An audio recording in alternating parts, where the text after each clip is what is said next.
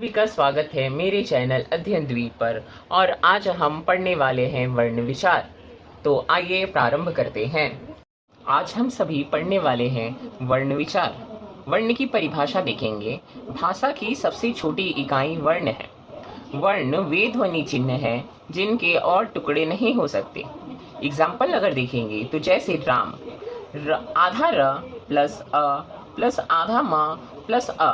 अगर देखा जाए तो हम आधा र का और टुकड़ा नहीं कर सकते, और अ तो स्वर है, उसका टुकड़ा हो ही नहीं सकता। म का भी टुकड़ा नहीं हो सकता।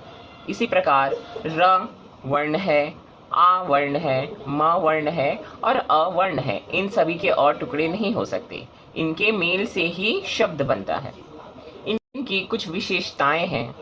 नंबर 1 है कि इनके और टुकड़े नहीं हो सकते। जैसे मैंने बताया, र एक वर्ण है और इसके और टुकड़े नहीं हो सकते। दूसरी विशेषता यह है, यह सबसे छोटी इकाई है, अर्थात र के बाद इसको और छोटे हिस्से में नहीं तोड़ा जा सकता। इनके मेल से शब्द बनते हैं। इन सभी के मेल से शब्द बना है। वर्णमाला। वर्णमाला दो भागों में विभक्त है। एक है स्वर, दूसरा है व्यंजन।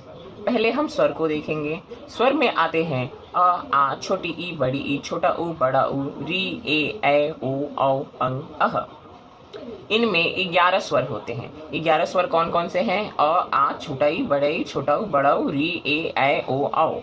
ये अ से औ तक के बीच ये 11 स्वर है। एक अनुस्वार और एक विसर्ग होता है। अनुस्वार, ये एक अनुस्वार है और ये एक विसर्ग है।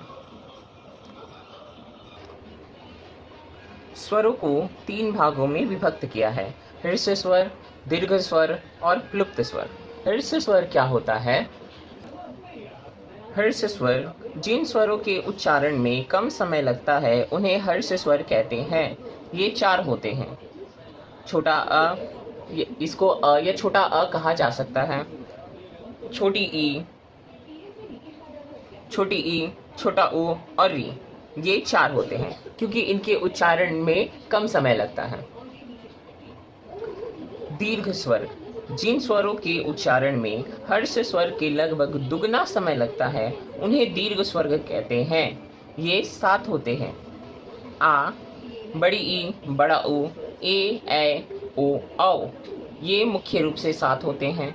आप अगर उच्चारण भी कीजिएगा तो आप देख सकते हैं कि हर्ष स्वर में अ और इधर आ, ई और ई, उ, ऊ। तो इसे आप ठीक अंतर समझ पाइएगा। फिर देखेंगे नंबर 3, प्लुत स्वर। जिन स्वरों के उच्चारण करते समय हर्ष स्वर के लगभग 3 गुना समय लगता है उन्हें प्लुत स्वर कहते हैं। जैसे ओम। अगर आप बोल कर देखेंगे तो आपको पता चलेगा ओम, तो आपको ठीक इससे अंतर पता चलेगा कि इसमें लगभग 3 गुना ज्यादा समय लगा हुआ है। इसके बाद हम चलेंगे व्यंजन पर।